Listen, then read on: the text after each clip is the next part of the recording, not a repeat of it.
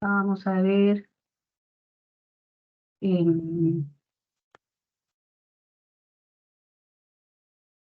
ya se ve, ¿sí?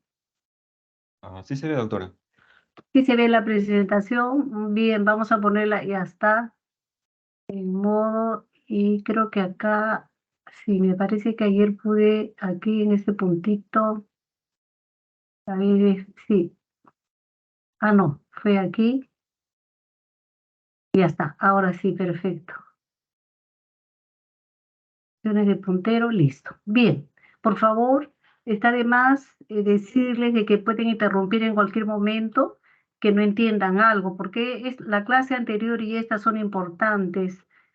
Son las clases que se puede decir que son el ABC de todo lo que es la neurofisiología, ¿de acuerdo? Entonces, vamos a explicar muy lentamente, ¿ya? Para que ustedes puedan comprender. En la clase de ayer dijimos que fundamentalmente habían formas de transmisión de la información, ¿no es cierto? Siempre hemos hablado de transmisión de la información. Y habíamos hablado de que, por ejemplo, aquí había el sistema de recaptación de los neurotransmisores, ¿no? Y ayer lo mencionamos que esto era fundamentalmente en la sinapsis tipo adrenérgico o noradrenérgico, y ayer les habíamos dado el nombre de las cuatro. Mientras que ya también habíamos analizado ayer cómo en las sinapsis colinérgicas, o sea, donde estaba la acetilcolina, había precisamente la presencia de la enzima acetilcolinesterasa, ¿no? Entonces vamos a seguir hablando del mismo tema y vamos a hablar un poco más en profundo. Ya habíamos hablado ayer también de estos neurotransmisores, los cuales ustedes van a estudiarlos y a desarrollarlos, por supuesto, más completamente. Para eso son los seminarios, ¿no? No solamente estos, hay cientos o miles, podemos decir, de neurotransmisores que se van descubriendo día a día con nuevas formas de acción, con nuevos receptores, ¿no? Entonces, pero vamos a dar nosotros prácticamente la base, ¿ya? Bien, entonces, aquí tenemos, ayer me preguntaban, pero ¿cómo es el asunto? ¿Cómo es el asunto de la transmisión por las proteínas G? Por ejemplo, aquí vamos a ver que el glutamato es ampliamente estudiado, ¿ya? Muy ampliamente estudiado. En todos los congresos resulta que el glutamato es el neurotransmisor más conocido y se le conoce como el neurotransmisor de la excitotoxicidad. ¿Y por qué de la excitotoxicidad? Porque ayer habíamos dicho que era un neurotransmisor de tipo excitatorio, pero que producía, al ser excitatorio, produce la activación de las neuronas sobre las cuales va a actuar. Está bien, pero los neurotransmisores tienen que estar en la cantidad exacta y precisa. Tienen que estar en perfecto equilibrio los excitatorios con los inhibitorios. Si predominan los excitatorios, ya estamos frente a un determinado tipo de enfermedad, ¿no? Estamos hablando de la epilepsia, ¿no? O si el neurotransmisor GABA, que es, por ejemplo, un neurotransmisor inhibitorio, eh, está disminuido a nivel plasmático en una persona, en un niño, ¿no? Que nace con una disminución de este nivel de neurotransmisor de GABA, ¿qué es lo que se ve? Se ve que este niño presenta crisis epilépticas, ¿de acuerdo? Entonces, miren, los niveles de neurotransmisores son sumamente importantes. Si aumentan o disminuyen, van a producir una serie de enfermedades, por eso es que tenemos que estudiarlos de manera muy minuciosa. Entonces, este glutamato, si está en cantidades aumentadas a nivel plasmático, ¿qué va a hacer? Va a producir, ¿no? Lo que se conoce como el nombre también de alguna manera de epilepsia, porque ¿qué? Va a hacer trabajar en exceso a las neuronas y tampoco se puede trabajar en exceso porque se va a producir la muerte neuronal, ¿no? Ya se ha visto que donde hay abundante muerte neuronal es que está abundando el glutamato, ¿de acuerdo? Y al abundar el glutamato, entonces el glutamato hace trabajar excesivamente en forma desmedida a la neurona y la mata por fatiga. Entonces, todo tiene que estar en la cantidad precisa. Y que la forma de acción del glutamato, el glutamato ha sido ampliamente estudiado, ya les digo, ¿no? Y entonces tiene muchísimas formas en su mecanismo de transmisión, ¿no? Estamos hablando de, entonces, receptores tipo canal iónico, por ejemplo, este receptor tipo canal iónico, ¿no? Y también el glutamato utiliza este tipo también, ¿no? De transmisión. También el glutamato utiliza esta proteína G acoplada, ¿no? Y lo que va a producir es la producción de estos neuro, se llaman segundos mensajeros, el diacilglicerol y el trifosfato de inositol. ¿De acuerdo? Ayer me preguntaban, yo les dije, ¿y cuáles otros segundos mensajeros conocen? Aquí está. Entonces, alguno de ustedes me comentó, sí, pero ¿y cuando actúa la fosfolipasa C?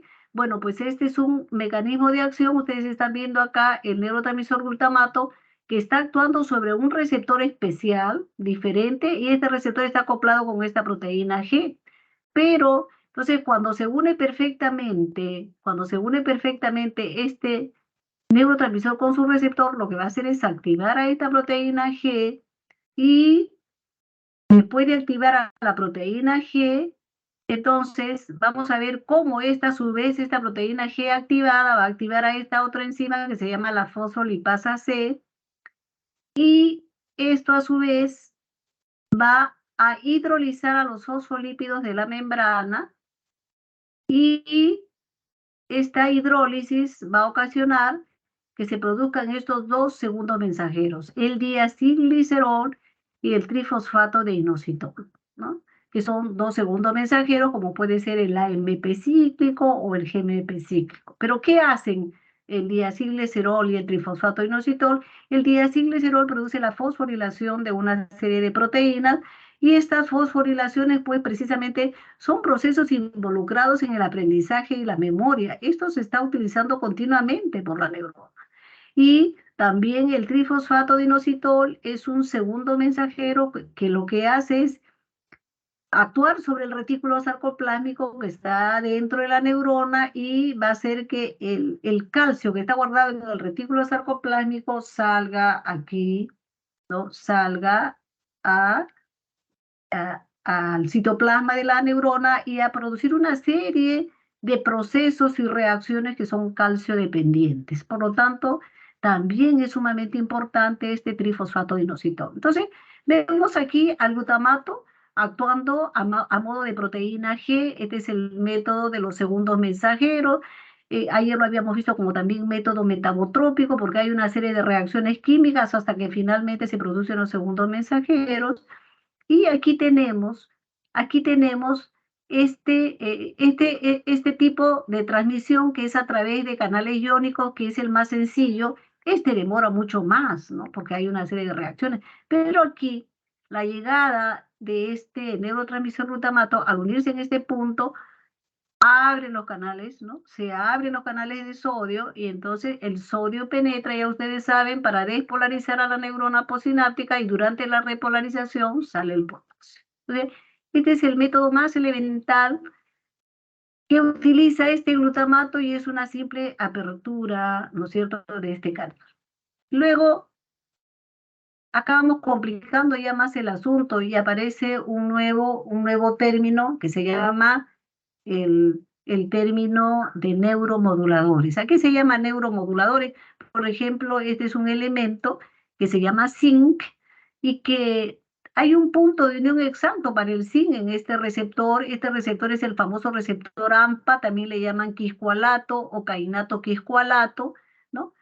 Y la mayoría de autores le llama AMPA, ¿no? ¿Qué significa? Entonces, que una vez que el glutamato se une a este punto, tiene que estar necesariamente el zinc ya introducido y acoplado en este punto de unión a este receptor. Si no hay zinc, entonces ¿qué va a pasar? El glutamato no trabaja. No se va a aperturar este canal que es el canal de sodio, ¿de acuerdo? No se va a producir la despolarización de la neurona postsináptica. Entonces es necesario la presencia del zinc. Una vez que el zinc está aquí acoplado a este punto, entonces ahí sí el glutamato cuando actúa se van a abrir los canales de sodio. Entonces Si no hay zinc, no se abren los canales. O sea, este receptor funciona de esta manera. Acá hay otro más complicado. Este más complicado lo van a ver ustedes en la literatura muchísimas veces porque este es importantísimo, este receptor NMDA, N-metil de aspartato, es muy importante en los procesos de aprendizaje y de memoria. ¿Ya? Entonces, aquí tenemos este receptor que es más complejo, es el más complejo de todos los demás. ¿Por qué? Porque acá hay varios neuromoduladores. Acá está un punto de unión para el zinc, un punto de unión para un polipéptido específico para este neurotransmisor que es en este caso el glutamato, y además aquí tenemos otro punto de unión que es para el magnesio. En términos generales, durante el reposo, el magnesio está metido acá y produciendo, ¿no? Eh, la relajación, el reposo de este receptor. Entonces, acá está metido, entonces, al estar metido acá este magnesio, entonces no va a poder despolarizarse, obviamente, ¿no? Está ocupando este lugar. Es necesaria también la presencia de este otro punto de unión para un neurotransmisor que también se produce en las neuronas de la corteza cerebral y que se llama la glicina. Entonces, habíamos estudiado que la glicina es inhibitoria, ¿no? Sí, pues, pero imagínense, este receptor está tan perfectamente, ¿cómo funciona? Funciona acoplado a una proteína inhibitoria, como es este neurotransmisor que es la glicina. Entonces, para que se abra estos canales de sodio, como hemos mencionado, se necesita la presencia de todos, de la glicina, del zinc, del polipéptido específico, entonces tienen que estar presentes. Si alguno de ellos falta, no se va a abrir los canales de sodio. Como si fuera poco, algunos, este receptor no solamente ingresa canales de sodio, sino también va a ingresar el calcio. El calcio está ingresando en ese punto, ¿de acuerdo? Entonces, no solamente sodio, sino que el calcio es un componente de elevado peso molecular, ¿no? Como ven ahí, entonces un poquito más grande, ¿no? Tiene una mayor carga y entonces está ingresando también durante la despolarización de este receptor que se llama el N-metil de aspartato, ¿no? Entonces, no solamente entra sodio, sino también calcio. Y por supuesto, durante la repolarización siempre se va a iniciar con el potasio. Entonces, miren lo complejo que resulta este receptor porque, ¿no? Está perfectamente balanceado además con la glicina, que es un neurotransmisor de tipo inhibitor. Entonces, se necesita la presencia de la glicina para que este receptor funcione. Entonces, miren las diferentes formas de transmisión nerviosa, que es el método tipo canal iónico y acá el método de los segundos mensajeros, y todos estos tipos de transmisión lo tiene el glutamato. ¿De acuerdo? Bien, vuelvo a repetir, si hay alguna duda, con toda confianza, interrumpen, abren su micro y me dicen, doctora, no lo entendí o como sea. ¿De acuerdo? Supongo yo que lo han entendido, que eso está bien claro, seguimos avanzando y vamos un poquito más complicando el asunto, por supuesto, cada vez estamos, ¿no? Entonces, acá tenemos la acetilcolina, y la acetilcolina tiene diferentes tipos de receptores. Aquí los nicotínicos y aquí los muscarínicos. ¿Ah? Los nicotínicos y los muscarínicos. Aquí tenemos el muscarínico 1, el muscarínico 2. Este receptor está sobre la fibra muscular cardíaca. ¿Ok? Este receptor, miren qué interesante, muscarínico 2, cuando se une a la acetilcolina, ¿qué va a hacer? Va a disminuir la actividad de la fibra muscular cardíaca, disminuye la fuerza contráctil del corazón, disminuye la frecuencia cardíaca, ¿no? Entonces, en la intoxicación por órganos fosforados, habíamos dicho de que se bloquea la acetilcolinesterasa y hay una sobrecarga colinérgica, abunda la acetilcolina, y por eso es que el niño de 15 años que tomó veneno muere por paro cardíaco. Acá está la razón, ¿no? Y entonces, ¿y por qué hay, no? ¿Por qué hay esta disminución de la función cardíaca? Porque este receptor está acoplado con una proteína G, pero ¿de qué tipo? La proteína GI. ¿Por qué? La proteína GI disminuye los niveles de AMP cíclico, con lo cual disminuye la función del músculo cardíaco. Entonces, qué interesante analizar por qué es que se produce esta disminución de la función cardíaca cuando está actuando la acetilcolina. ¿De acuerdo? Y miren la cantidad de receptores, por supuesto que estos son los mínimos, ¿no? Para que ustedes puedan entender muy fácilmente. Cada vez se descubren nuevos transmisores, nuevos subtipos de receptores también, ¿no? Ya están descubiertos más subtipos, ¿no? Pero bueno, no vamos a complicar más, simplemente para que ustedes puedan con mucha facilidad leer toda la literatura que se les ofrezca, cualquier libro que ustedes puedan leer de fisiología. Aquí tenemos este receptor M4, ¿no? El receptor M4, que generalmente este M4 está en las glándulas, ¿no? Entonces, este receptor aumenta la secreción glandular, ¿no? ¿Y por qué? Porque está acoplado, ¿no? A una proteína, ¿se acuerdan la proteína GQ, ¿no? Ahí sus compañeros me decían, sí, pues, pero cuando la GQ se activa, ¿no? Entonces, ¿qué pasa con la GQ? La GQ va a actuar sobre la fosfolipasa C y esta a su vez sobre los fosfoinositoles de la membrana y se elevan los niveles de trifosfato inositol y diacilglicerol.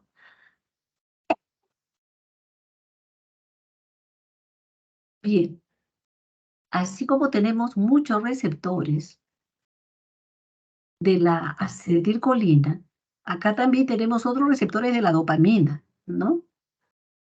Y así tenemos la dopamina 1, ¿no? Dopamina 2, 3, 4, 5, en fin, siguen aumentando. Ya les he dicho que esto es lo mínimo. Cada receptor tiene un diferente mecanismo de acción, ¿no? Hay unos que actúan, pues, que están ligados a la proteína GS, se aumenta el AMP cíclico, otros, como el D2, por ejemplo, ¿no? Están acoplados a la proteína GI, disminuyen los niveles de AMP cíclico, y así son muchos receptores con diferente función, ¿no? ¿Por qué? Porque están acoplados a diferentes proteínas G, a diferentes tipos de proteína G. Obviamente, cuando se aumenta el AMP cíclico, se aumenta una determinada función, ¿no? Se aumenta una determinada función. Y acá tenemos la noradrenalina con sus receptores diferentes, conocidísimos, alfa 1, alfa 2. Estos son los más importantes para la noradrenalina porque la noradrenalina tiene una predilección de unión por los receptores alfa 1 y alfa 2, sobre todo alfa 1, ¿no? Entonces, ¿por qué? Porque la noradrenalina, al actuar sobre estos receptores alfa 1, estos están sobre los vasos sanguíneos. Entonces produce una vasoconstricción. ¿Y por qué la vasoconstricción? Porque en este músculo liso de los vasos sanguíneos hay receptores acoplados a la proteína GQ. Ya saben que cuando está GQ de por medio se elevan los niveles de trifosfato de inositol y diacilglicerol. Este receptor es el responsable de podríamos decir, del aumento de la presión arterial, porque este va a producir vasoconstricción cuando se une a la noradrenalina, ¿no? Luego tenemos los receptores beta. Los receptores beta, beta 1, beta 2, beta 3, estos están sobre la superficie de la fibra muscular cardíaca. ¿Qué es lo que hacen? Aumentan la función cardíaca, ¿no? Aumentan la función cardíaca, ¿no? Entonces, al aumentar la función cardíaca, obviamente aumentan el inotropismo, aumentan la frecuencia cardíaca, la excitabilidad. ¿Por qué? Porque estos receptores que están acá están acoplados con la proteína GS. Y la proteína GS, ustedes saben bien, aumenta los niveles de AMP cíclico y por eso es que se incrementa la función. Entonces, miren qué interesante es analizar cada neurotransmisor con sus respectivos receptores. Ustedes de manera pues más precisa ya lo harán seguramente en sus seminarios. Yo de una manera un poco genérica, más o menos les estoy orientando de cómo se hace el análisis de un neurotransmisor y sus respectivos receptores. Aquí, la serotonina, en todos los libros aparece como 5-HT, que viene de 5-hidroxitriptamina, ¿no? Esta es la 5-hidroxitriptamina. Y entonces,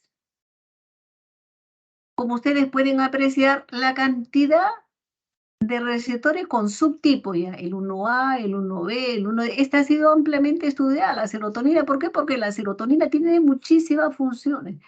Una de las más importantes es que cuando disminuye la serotonina se produce la depresión. ¿Y por qué es más importante? Porque cuando una persona está deprimida puede ir al suicidio. No podemos permitir que nadie se quite la vida, ¿no? Entonces, por eso esto ha sido ampliamente estudiado, ¿no? Entonces, también la serotonina, lo dijimos ayer, es un neurotransmisor mixto, por lo tanto, a veces actúa de manera excitatoria, a veces actúa de manera inhibitoria, por ejemplo, ¿no? El 1A, el 1B, el 1D, fundamentalmente son inhibitores. Ustedes están viendo que disminuye la MP cíclico, mientras que el 5HT2A, el 2C son más que todo excitatorios y aumentan determinadas funciones. Por ejemplo, aquí, ¿no? En lo que se refiere a la serotonina, ¿cuál es la función que se aumenta? La función es pues la antidepresión, ¿no? Un poco la euforia, el estar contento, ese estado de ánimo adecuado, que es sumamente importante, ¿no? Ahora hablamos de estilo de vida, ahora hablamos de que el cerebro tiene que estar bien para que todo el organismo funcione. ¿Y cómo es que el cerebro está bien? Cuando el equilibrio de los neurotransmisores es perfecto, ¿no? Si hay un perfecto equilibrio, la persona va a estar con buen estado de salud, ¿de acuerdo? Bien, y el glutamato es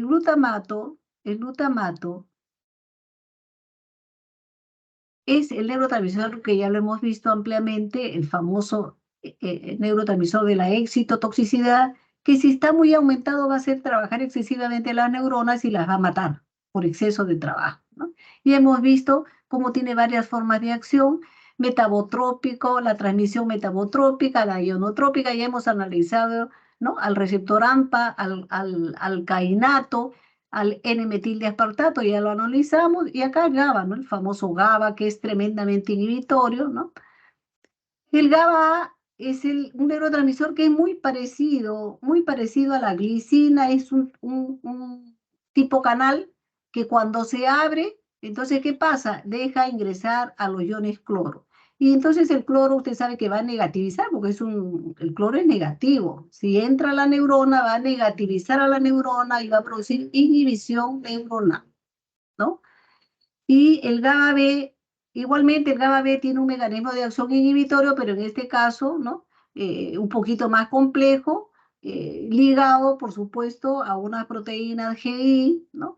Y va a ser bastante compleja esta función, pero al fin y al cabo también va a ser inhibitoria. Ya vamos a ver cómo una función se puede convertir muy fácilmente, las neuronas convierten una información de excitatoria a inhibitoria y viceversa, de inhibitoria a excitatoria, ¿no? Entonces, eso lo vamos a ver un poquito más adelante. Entonces, aquí, este es otro tipo de transmisión. Tenemos acá la sinapsis eléctrica, ¿no? La sinapsis eléctrica. Acabamos de estudiar la sinapsis tipo canal iónico, ¿no? Y acá estamos viendo ahora esta sinapsis eléctrica. Esto es sumamente interesante y es de la forma más rápida de que una neurona excite a otra. Vamos a suponer acá la neurona de tipo excitatorio y aquí vamos a suponer la neurona de tipo inhibitorio, ¿no? Entonces, miren acá, entonces esta es la doble capa lipídica, ¿no? Acá hay dos, ¿no? Perfectamente. Estos son los canales, ¿no? Los canales GAP, los famosos canales GAP. Estos canales son una forma de unión perfecta entre una neurona. Acá se ven los poros, ¿no? De los canales, pero miren ustedes cómo se comunican de manera perfecta, ¿no? Este es como un túnel que va de una neurona a otra, y vamos a suponer que la neurona de la parte superior le cede iones cloro a la neurona de la parte inferior. Entonces, ¿qué pasa con la neurona de acá, de la parte inferior? Si está llena de cloro, ¿qué va a pasar? Esta neurona se hiperpolariza, esta neurona se inhibe. ¿Por qué? Porque está cargada, ¿no? De cargas negativas, de ion cloro. Entonces, esta neurona se inhibe. Pero también pudiera ser que esta neurona de la parte inferior le cede iones sodio a esta neurona de la parte superior y entonces esta neurona de la parte superior se va a excitar, ¿no? Se va a excitar. Entonces la neurona se activa, se excita. ¿Qué manera más fácil de poder activarse entre neuronas, ¿no? Por esto se llama la sinapsis eléctrica, que significa simplemente paso de electrones de un lado para otro, ¿ya? ¿De acuerdo? Paso de electrones de un lado para otro, ¿ya? Entonces, ¿cuándo se utiliza? Este es sumamente rápida, obviamente. ¿Cuándo se utiliza? Generalmente se está utilizando cuando hacemos funciones rápidas, ¿no? Ejemplo, si yo estoy manejando mi carro y entonces pasa abruptamente una persona delante, ¿qué es lo que voy a hacer yo? O sea, yo no tengo que pensar, automáticamente el pie se va directo sobre el freno, ¿no? ¿Por qué? Tiene que ser una cuestión tan rápida, es un reflejo que tiene que ser rapidísimo, porque si no, si paso con el carro sobre la persona, le voy a ocasionar la muerte, ¿no? Entonces, en ese momento se necesitan funciones sumamente rápidas y en ese momento es que ocurren estas sinapsis de tipo eléctrico. Bien, entonces yo asumo que todo está claro porque nadie está interrumpiendo, ¿no? Y están atendiendo perfectamente. O sea, yo me estoy concentrando aquí para dictar la clase y ustedes también se están concentrando en el otro lado, ¿no es cierto? Eso es lo más importante. Entonces, concentrarse mientras uno está dictando la clase.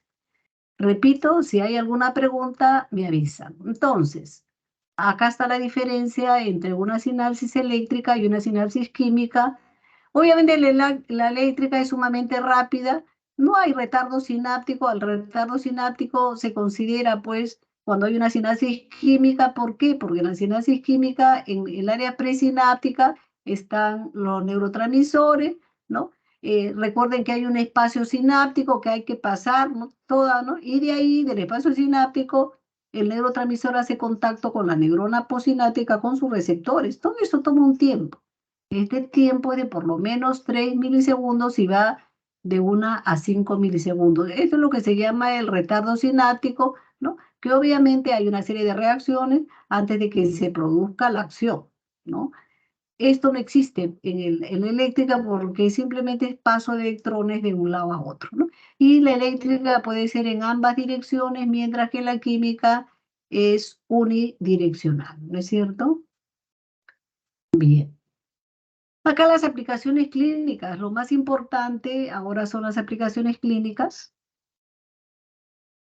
Eh, ya la fisiología es una fisiología aplicada, no es que, ¿no? Es que tenemos que aplicar la clínica, ¿no? O sea, habíamos hablado de la intoxicación por órganos fosforados, es decir, cuando un muchacho, un niño de 18 o 20 años, que yo los considero niños prácticamente, por una decepción amorosa, porque se peleó con la enamorada y otros que, ¿no? Por cualquier cosa que no tiene, porque salen desaprobados en la secundaria, ¿no? Toman veneno, Racumín, Campeón, entonces este veneno habíamos dicho que contiene los órganos fosforados, el Racumín o Campeón, pero que la acción de los órganos fosforados es, acá está, bloquear la acetilcolinesterasa. Acá está, se bloquea. Y si se bloquea la acetilcolinesterasa, ¿qué va a pasar con la acetilcolina? No va a ser degradada, ¿no? Normalmente debería ser degradada, pues, a colina, ¿no? No va a ser metabolizada, por lo tanto, la acetilcolina va a abundar y acá está, aparece la acetilcolina por todas partes y cuando hay acetilcolina por todas partes va a seguir actuando sobre los receptores. ¿Y cuál es la conclusión? Que se van a producir una serie de potenciales, a esto se llama la sobrecarga colinérgica, el exceso de la función de la acetilcolina que va a producir paro cardíaco, ¿no? Entonces así analizamos nosotros la aplicación clínica, ¿no? Eh, Fisiológicamente, ¿ya? Seguimos. Y acá el botulismo es otra enfermedad eh, causada por una bacteria que se llama Clostridium botulinum, ¿no? Este Clostridium lo que va a producir es una toxina, es una bacteria que produce una toxina que se llama la toxina botulínica, ¿no? Que seguramente ya ustedes han escuchado. Generalmente esta bacteria se encuentra en las conservas de pescado, ¿no? es muy peligroso, por lo tanto, la verdad es que yo le temo mucho a consumir esas conservas, el atún, porque no siempre pues está bien guardada, ¿no? Eso me hace recordar a que en el hospital en donde yo trabajaba, que era el Carrión, está muy cerca, obviamente está en el Callao, y entonces estaban celebrando unos pescadores una fiesta y se les ocurrió consumir precisamente esas conservas, ¿no? De atún, pero obviamente esas estaban contaminadas con el Clostridium, ¿no? Entonces ¿no? Eran aproximadamente unos 12 pescadores que estaban celebrando, resulta que se comieron el atún, ¿no? Como a las 3 horas de haber comido todos, estaban tomando alcohol, pero comenzaron a paralizarse, porque eso es lo que hace la toxina, ¿no? ¿Qué hace la toxina, no? La toxina actúa a nivel de esta proteína que se llama la sinaptobrevina, que es una de las proteínas exocitadoras para producir la transmisión sináptica en la acetilcolina. Esta es la acetilcolina. Pero ¿qué pasa? Al ser bloqueada esta sinaptobrevina, entonces no se va a producir la salida de la acetilcolina, y si es que no hay acetilcolina en este espacio y si hay una disminución a nivel plasmático, porque hemos dicho que esto es el medio interno, entonces va a haber una parálisis. ¿Por qué? Porque la acetilcolina está en la unión neuromuscular y entonces va a producir una parálisis. El asunto es que la parálisis de las manos y las piernas no interesa, ¿no? Al final, porque bueno, los pacientes se caían uno tras otro, pero aquí el problema era la parálisis de los músculos respiratorios, porque se produce parálisis de los músculos respiratorios y estos pacientes necesitaban los famosos respiradores mecánicos. Esto ocurrió hace como 20 años, pero ¿qué pasa? En aquella época no habían respiradores mecánicos, habían pues 2 o 3, de tal manera que cuando llegaron los pacientes enfermos, solo habían disponibles 3 máquinas, ¿no? Entonces, el resto se murió, o sea, ¿no? ¿Por qué? Porque no habían respiradores, se murieron por parálisis de los músculos respiratorios, ¿no? Hoy en día, este botulismo, por supuesto, todo el mundo lo tiene en mente, pero la toxina botulínica, ya ustedes saben que es ampliamente usada porque al parecer, ¿no? A esta toxina, al producir parálisis, entonces se está utilizando este famoso Botox en los músculos de la cara, que ya se ha demostrado, pues, que los movimientos de la cara son los que producen las arrugas y entonces se evitan las arrugas. Es muy utilizado en cosmética esta toxina botulínica para producir parálisis en algunos músculos de la cara y desaparecer las arrugas, ¿no? Esto es muy importante. Desaparecen las arrugas, ¿por qué? Por parálisis de esos pequeños músculos que son los que están produciendo las arrugas. Finalmente, en lo que se refiere a aplicación clínica, tenemos la demencia de Alzheimer, ¿no? Ya se han encontrado a estas alturas, ¿no? Que en las neuronas de la corteza cerebral, estas neuronas colinérgicas, que son las que producen acetilcolina, estas neuronas, ¿no? Eh, ¿Cuál es el problema? El problema es que a nivel plasmático se han encontrado anticuerpos contra estos receptores de la acetilcolina. Ya está demostrado, ¿no? Anticuerpos, entonces estos anticuerpos destruyen a estos receptores. Y obviamente, al destruir estos receptores, no va a haber una buena función, porque van a haber menos receptores. Entonces, parece mentira, pero acá hay un dicho que siempre será presente durante miles de años y la función que la mayoría de médicos decía que la función hace al órgano, es decir, si no hay un estímulo, ¿no? Si estos receptores se van muriendo, obviamente también va a haber una disminución del neurotransmisor, porque no hay estímulo para que el neurotransmisor, ¿no? Se libere. Entonces, en una paciente con enfermedad de Alzheimer, si nosotros a nivel plasmático medimos los niveles de acetilcolina, pues hay niveles disminuidos, ¿no? Entonces, qué es lo que hacemos nosotros en la medicina? Lo que hacemos es tratar al paciente, ¿no? Con inhibidores de la acetilcolinesterasa. Si yo inhibo a la acetilcolinesterasa, Al contrario, voy a permitir que acá nuevamente se eleven los niveles de acetilcolina y el paciente va a mejorar. Definitivamente, el paciente va a mejorar. Paciente con demencia de Alzheimer. Por supuesto, hay una serie de mecanismos. Además, no todo es medicamentos, sino estilo de vida para que el paciente se mantenga el mayor tiempo posible. ¿De acuerdo? Bien, entonces, hasta aquí preguntas, por favor. ¿Alguna pregunta, algo que no entendieran para pasar a esta función que es la función muscular? Creo que ha estado claro, pero de todas maneras les doy la opción a preguntar, por favor. Claro, quedó todo claro. Doctora, una consulta. Creo que pueda. Perfecto. Dime. Sobre el botulismo no me quedó claro, me perdí, doctora. Ya. Perfecto. Vamos a hablar sobre el botulismo entonces. Vamos a ver dónde está el botulismo. Acá está. Entonces, ¿qué hace la bacteria? Porque hemos dicho que esta enfermedad es producida por una bacteria. La bacteria produce una toxina. Esta toxina se llama la toxina botulínica. Hay muchas bacterias que producen toxina. Entonces, eh, esta toxina, obviamente, o sea, al entrar el germen, al entrar a través del alimento, ¿no? Entonces va a ser absorbido y la bacteria se va a pasar al plasma, porque la bacteria también tiene esa capacidad, ¿de acuerdo? Y a nivel plasmático y en todo el organismo va a producir la toxina va a comenzar a circular por el plasma, por el torrente sanguíneo. Y al circular por el torrente sanguíneo, entonces, ¿qué va a pasar? La toxina va a actuar, si este es el torrente sanguíneo, recuerda que este es el medio interno, entonces, ¿qué pasa? La toxina va a actuar aquí, en este punto. Hemos dicho que aquí está la acetilcolinesterasa. ¿Qué va a hacer?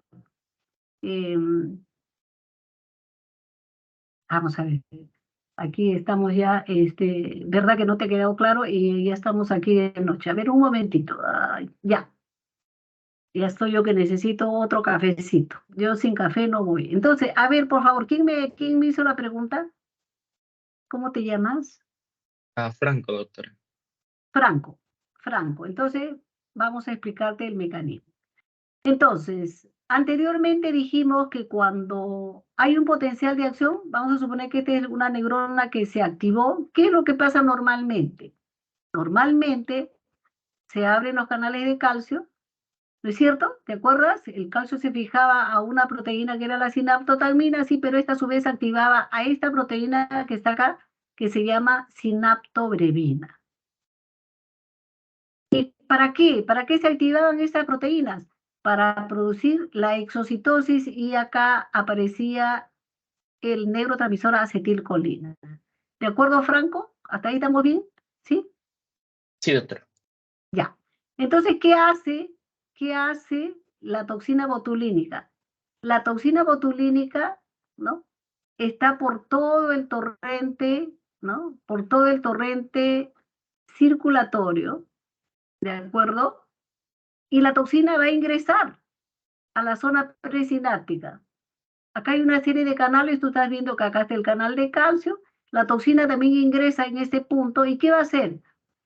Va a bloquear la acción y no va a dejar trabajar a la sinaptobrevina. Pero tú sabes que la sinaptobrevina es importante, ¿por qué? Forma parte del mecanismo de acción, está entrelazada con las otras proteínas exocitadoras. Si esta no trabaja, Franco, ¿va a haber exocitosis de la acetilcolina? Pregunto. No va a haber. No va a trabajar. No va a trabajar. Obviamente no va a haber exocitosis. Si no hay exocitosis, aquí no va a haber acetilcolina. No va a haber acetilcolina. Entonces, como no hay acetilcolina, ¿qué va a pasar? No hay acetilcolina que se una a su receptor. Cuando la acetilcolina se une a su receptor a nivel del músculo, se produce el movimiento, Franco. Si no hay acetilcolina, no hay movimiento. La acetilcolina es el neurotransmisor que te va a permitir movilizarte. Sin acetilcolina no puedes hacer nada, porque la acetilcolina está trabajando, ¿no? A nivel de la unión neuromuscular. Va a trabajar sobre el músculo finalmente, es la que produce el movimiento. ¿De acuerdo? Si no hay acetilcolina, no hay movimiento, no puedes comer, no puedes caminar, todos tus músculos van a quedar paralizados. Ahora sí, Franco. Sí, doctora, muchas Todavía, gracias, muy amable. sí, ahora sí quedó claro, ¿no es cierto? Entonces, por eso es que en el botulismo lo más importante es la parálisis de todos los músculos, ¿no? Entonces, ¿qué pasaba con esos pacientes que fueron intoxicados? Iban cayendo, pues, porque los músculos quedaban paralizados, caían al suelo, no podían mover las manos. Eso es lo más llamativo. De primera intención es lo más llamativo, pero aquí lo más peligroso no es el movimiento de las manos ni de las piernas. Aquí lo más peligroso que es la parálisis de los músculos respiratorios, y por eso es que estos pacientes se morían por parálisis de los músculos respiratorios. La respiración es importante. Las células necesitan de dos cosas, oxígeno y glucosa. Si no tienen oxígeno, se mueren. Y sobre todo las neuronas del cerebro. Por eso el paciente muere, ¿no? ¿Por qué? Porque las neuronas del cerebro necesitan oxígeno. No solamente las neuronas, esas son las que más rápido se mueren. Los demás músculos son más resistentes, pero al final todo se muere, ¿no? ¿Ok? ¿Quedó claro, Franco, entonces? ¿Sí? Sí, doctora, muchas gracias. Perfecto, listo. Entonces, muy bien. ¿Alguna otra pregunta antes de pasar al otro tema? Creo que no hay preguntas. Perfecto. Seguimos, entonces vamos avanzando ya. Entonces ya podemos hablar con ustedes.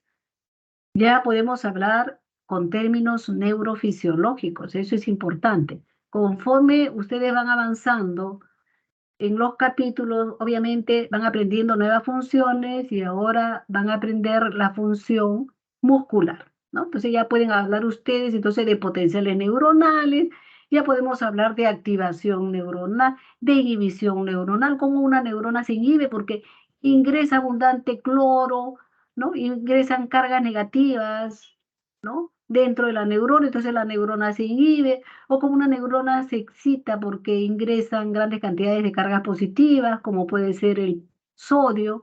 Acabamos de ver que hay neuronas en la corteza cerebral que no solamente para formar un potencial excitatorio requieren la presencia de sodio que ingresa, sino que también ingresa calcio. Lo acabamos de ver, ¿no?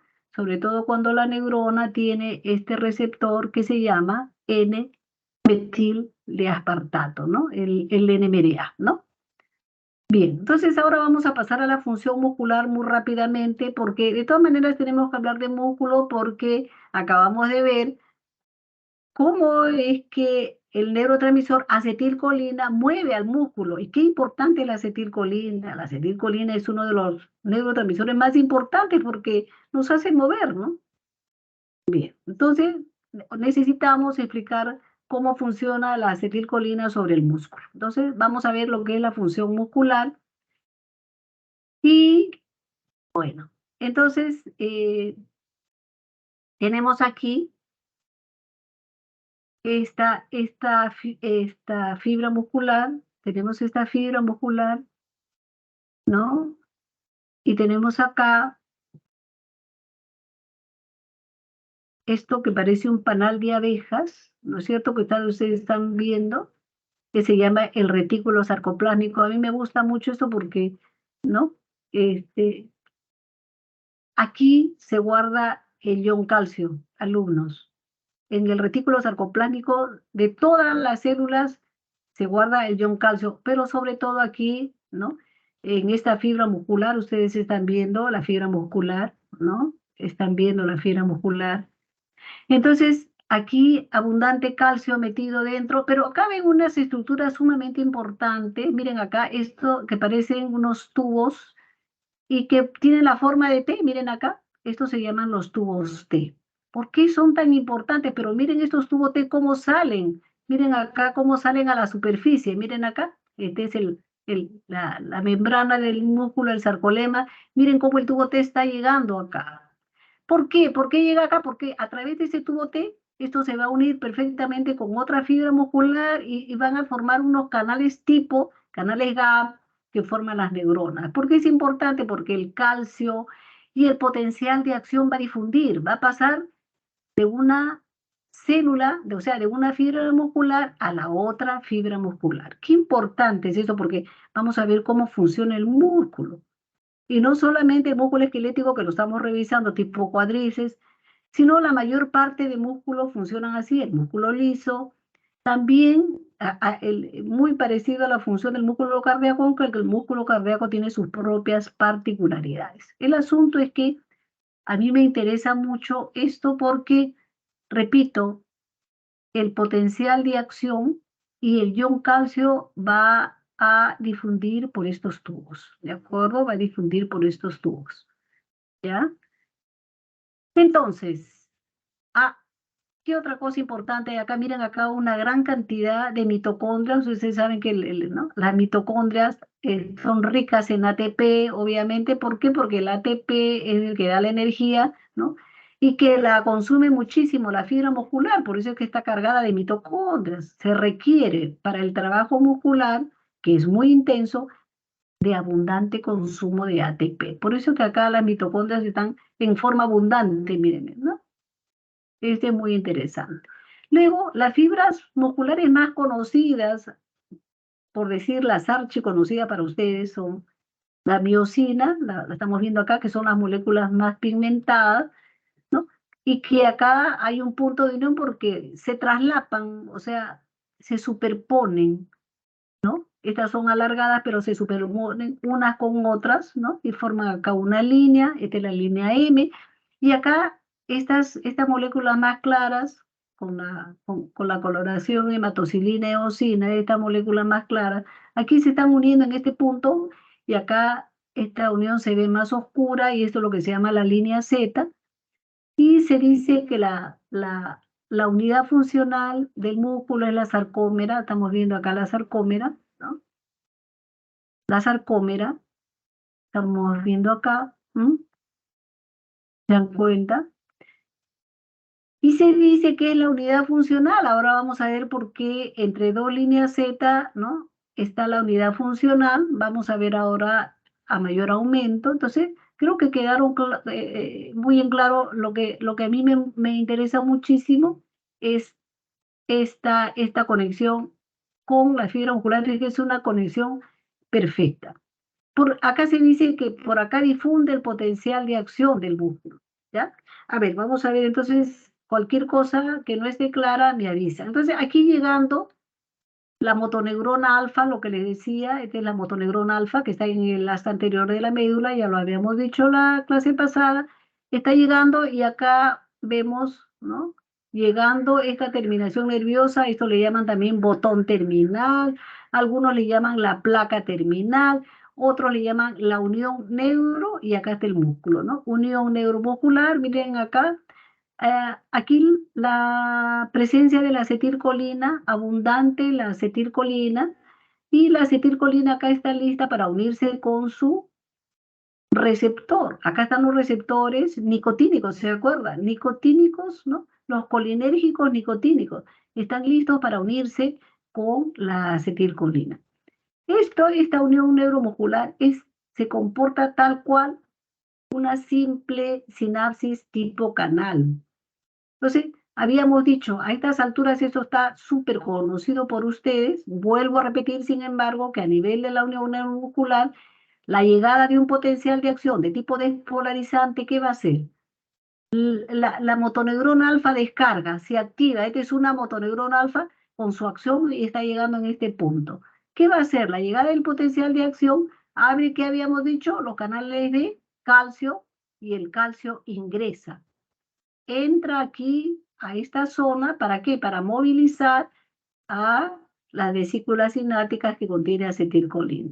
Luego se produce, ya ustedes saben el mecanismo, se produce la exocitosis de la acetilcolina y se une a su receptor. En este punto en que se une a su receptor, se abren los canales de sodio, y acá en el músculo ya se produce este potencial de acción muscular. Ya muy parecido, este potencial de acción muscular es muy parecido al potencial neuronal, solo que es un poquito más lento, solo que es un poquito más ancho. ¿Por qué? Porque el músculo es un poco más lento.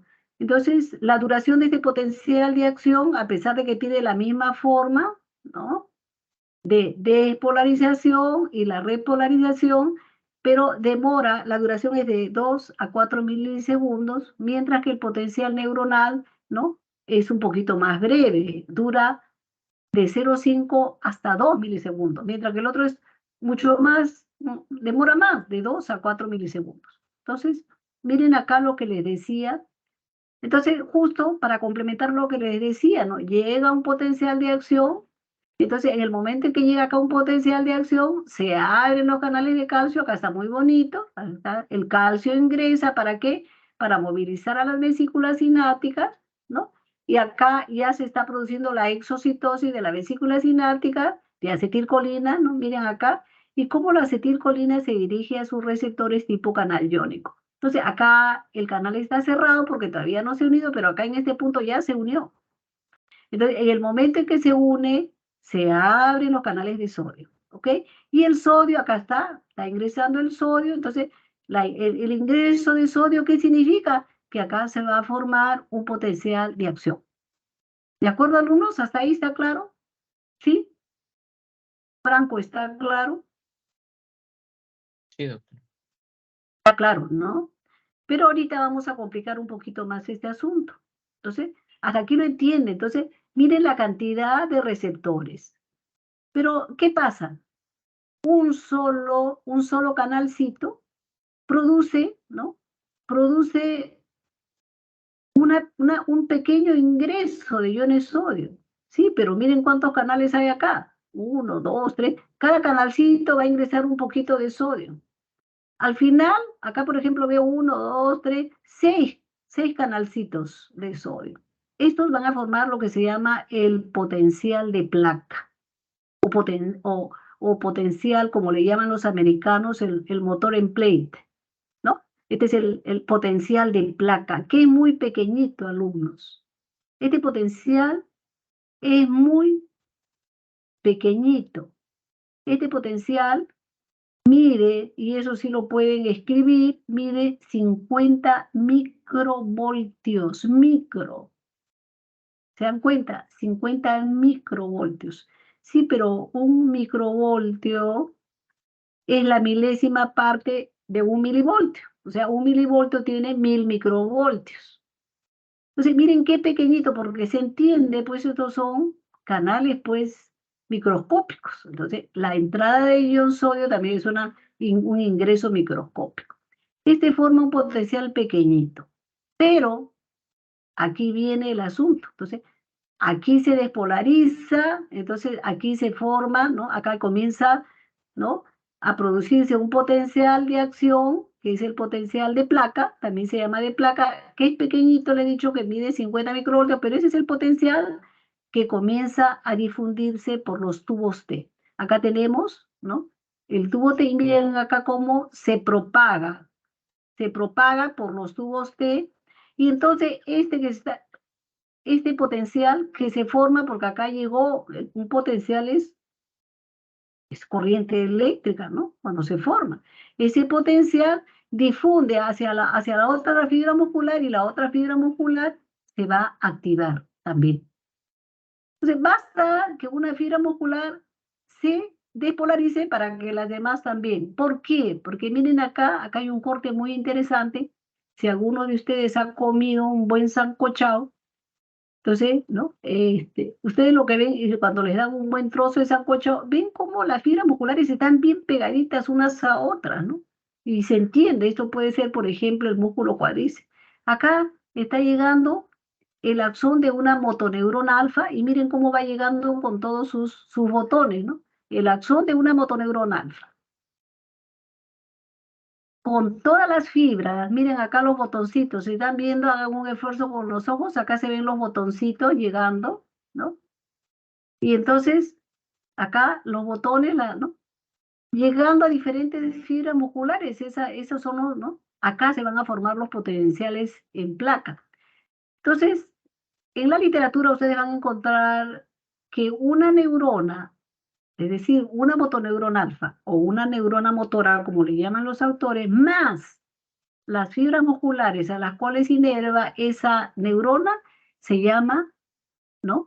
Se llama la unidad motora. Así le llaman, ¿no? Los neurofisiólogos, ¿no? Y esa unidad motora se va a ver en una máquina especial, claro, hay una máquina especial que se llama el electromiógrafo, que ese electromiógrafo es capaz de poder ver y poder transmitir cómo funciona una neurona o el axón. ¿Y cómo?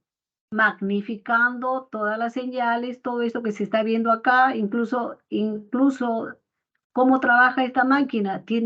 Se puede colocar un electrodo tipo aguja muy finito, se coloca en este punto, incluso la máquina va a captar este potencial de placa. La máquina es capaz de detectar este potencial de placa que mide 50 microvoltios y se puede medir este potencial de placa. Por eso es que todo esto está ampliamente estudiado y esto que yo les cuento, esto lo podemos medir, ¿no?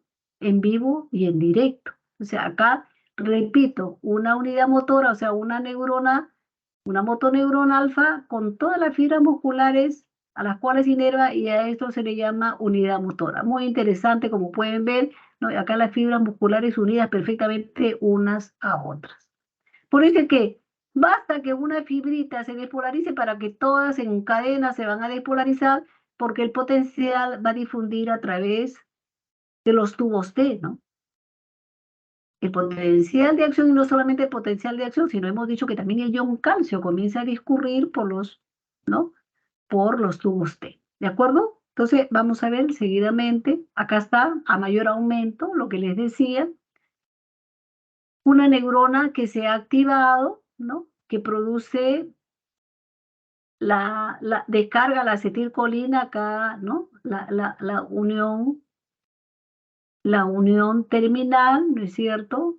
Aquí como el receptor de la acetilcolina, ¿no? Como tipo canal se abre una vez que se activa este receptor y acá ingresa el sodio, ¿no? Entonces, obviamente es muy parecido, ¿no? Y una vez que ingresa el sodio se forma el potencial de Empey, pero este potencial se difunde a través de todo el tubo T, como ustedes pueden ver acá, ¿no? Se va difundiendo a través, miren, ¿no? Y se difunde a la fibra muscular vecina. Y por eso es que al final, primero se despolariza una fibra muscular, sí, pero al final se despolarizan todas. Como me decían algunos alumnos anteriormente, me decía, doctora, pero la despolarización es en cadena, me decían algunos. Sí, es en cadena. Otros me decían, doctora, es un efecto tipo dominó. Para los que juegan casinos, basta que ustedes, ¿no? Colocan todas las cartas paraditas, ¿no? Todas están, ¿cuántas cartas son? No sé, los jugadores, a ver, 54, 56 cartas, todas paraditas, ¿no? Y las ponen encima de la mesa y están paraditas, ¿no? En perfecto equilibrio, pero luego vienen y con un dedito las empujan y todititas caen una sobre otra, ¿no? Es como, eso se llama un efecto en cascada o un efecto en dominó, como me dijeron algunos de sus compañeros hace varios años, ¿no? Entonces, acá la difusión a través de los tubos T, pero en este momento que llega el potencial de acción acá, ¿qué pasa? ¿Qué hace el potencial? El potencial va a actuar sobre estos conductos que se llaman los conductos de dihidropiridina, ¿no?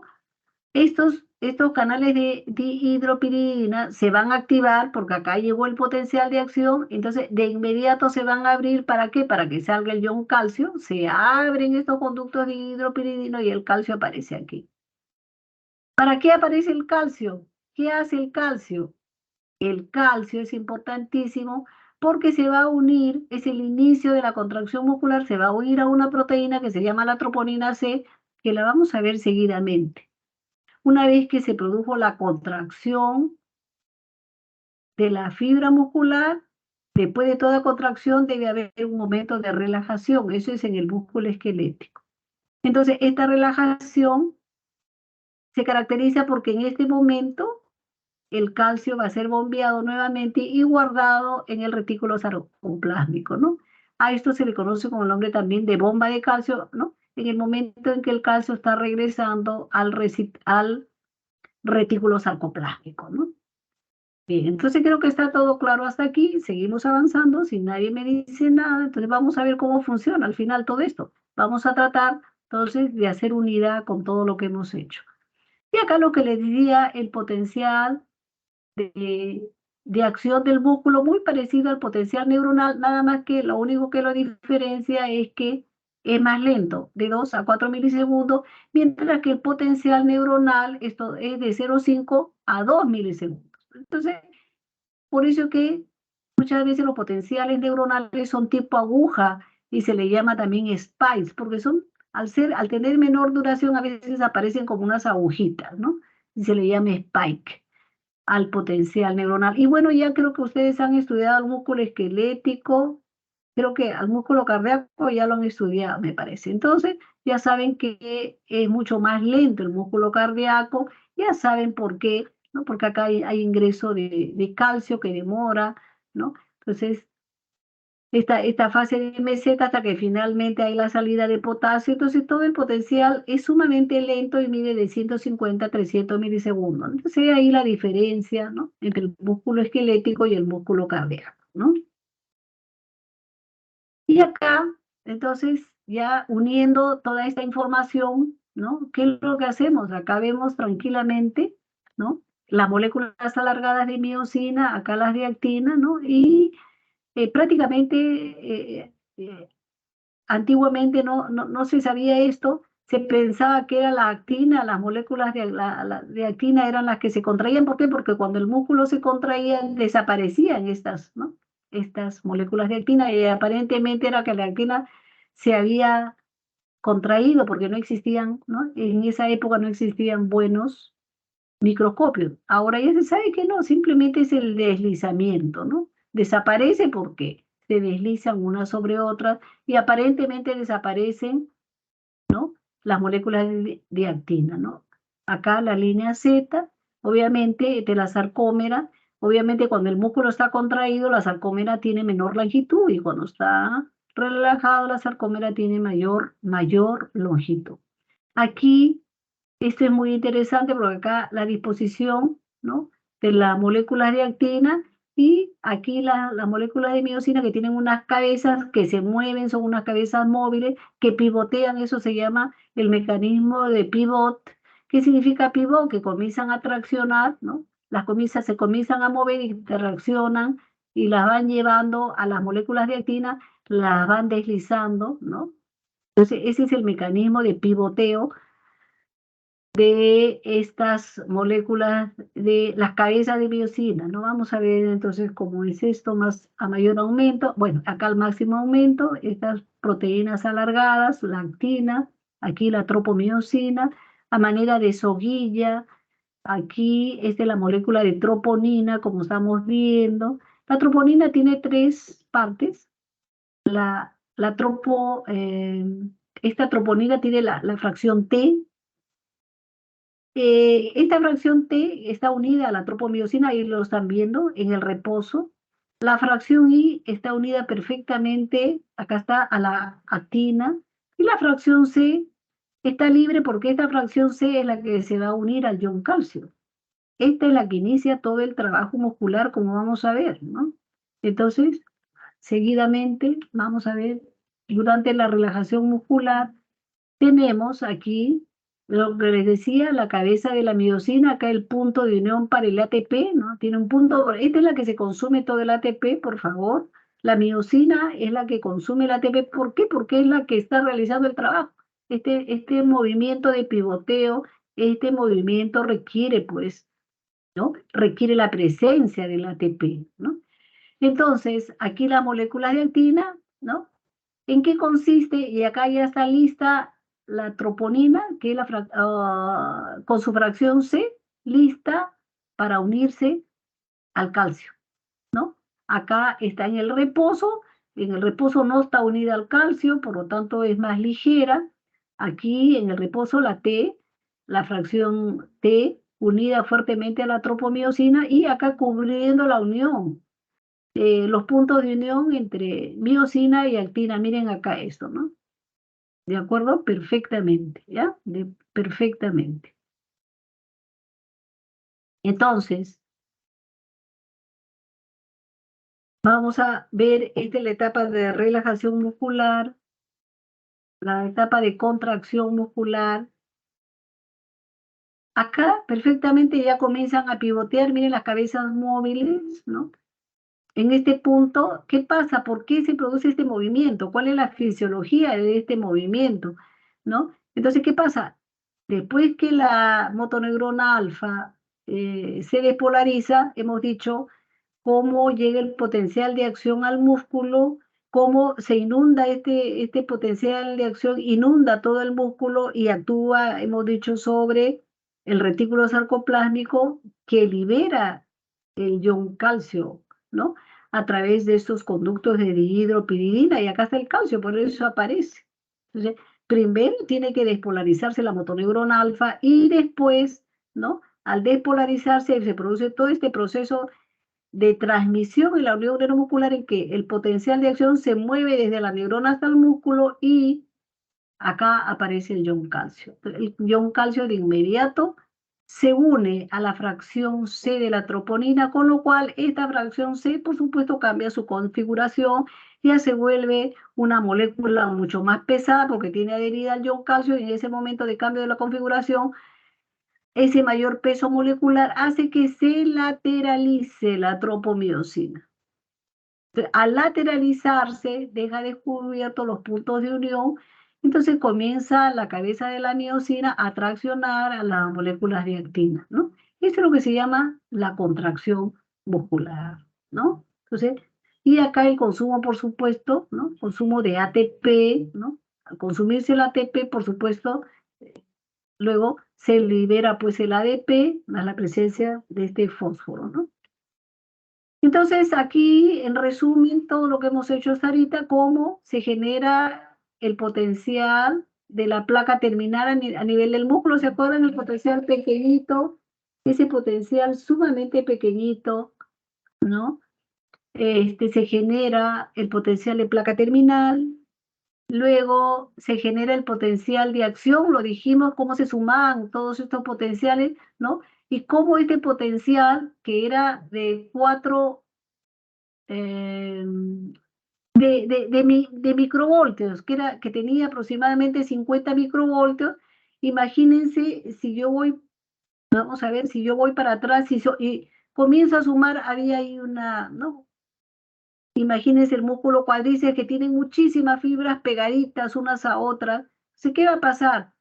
Cada fibra que se despolariza va informando sus propios potenciales de placa terminal. Al final todo eso se va a sumar.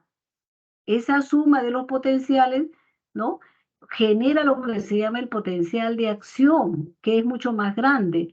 Y de 50 microvoltios, ese potencial de acción ya no va a medir 50 microvoltios, esa suma es inmensa porque son cualquier cantidad de fibra muscular. Entonces, el potencial de acción mide aproximadamente 4 milivoltios, alumnos. 4 milivoltios. ¿Por qué? Porque se sumaron pues todos los potenciales de todas las fibras musculares. Este potencial enorme se le llama el potencial de acción, ¿ya? Entonces, este potencial de acción difunde, ¿se acuerdan que le dije a través de los tubos T? Difunde, se inunda. Entonces, todas las fibras musculares, ¿no? Van a comenzar a despolarizarse una tras otra y entonces este potencial de despolarización obviamente va a llegar al retículo sarcoplásmico para la liberación del ion calcio, ¿no? Y el calcio se une a la fracción C de la troponina, como habíamos mencionado, y entonces comienzan a formarse los enlaces cruzados, es decir, ese pivoteo, ese movimiento de la cabeza de miosina, ¿no? Deslizando la actina, ese pivoteo es que, ¿no? Forma los enlaces cruzados. Si la pregunta de examen, ¿quién forma los enlaces cruzados? ¿Qué proteína es la que forma los enlaces cruzados? ¿Cuál? La miosina. Son las cabezas de la miosina que va moviéndose, va cruzando porque está desplazando, ¿no? A las moléculas de actina. Entonces, ¿esto ha quedado claro, alumnos? Me parece que sí. ¿Alguna duda hasta aquí? ¿Dudas, por favor? Franco que está, él está atento. ¿Dudas? Creo que ya se fue Franco. No, doctora. No hay ninguna duda, ¿no es cierto? ¿O sí? Ninguna duda. Seguimos.